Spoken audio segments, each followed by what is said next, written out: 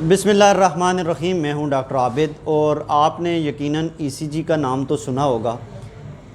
ECG मुख़फ़्फ़फ़ है इलेक्ट्रोकार्डियोग्राफ़ी या electrocardiogram.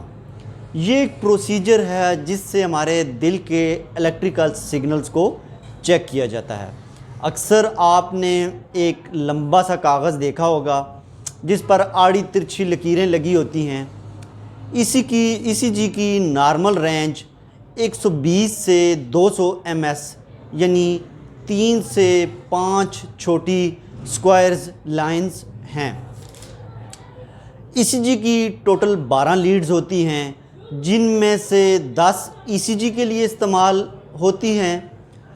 ECG के ज़रिए अगर आपके दिल यानी आपके दिल की हार्ट बीट कम या ज़्यादा है, या आपको कोरोनरी हार्ट डिजीज़ हैं, या आपको हार्ट अटैक हो गया है, आपके दिल की ब्लड खून की सप्लाई बंद हो गई है, तो ईसीजी टेस्ट किया जाता है।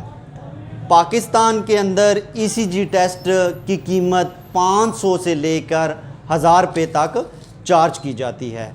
तो ये था ईसीजी के मतलब मुख्तसर सा तारफ़, ताकि आपको ईसीजी के मतलब पता चल सके। बहुत बहुत शुक्रिया।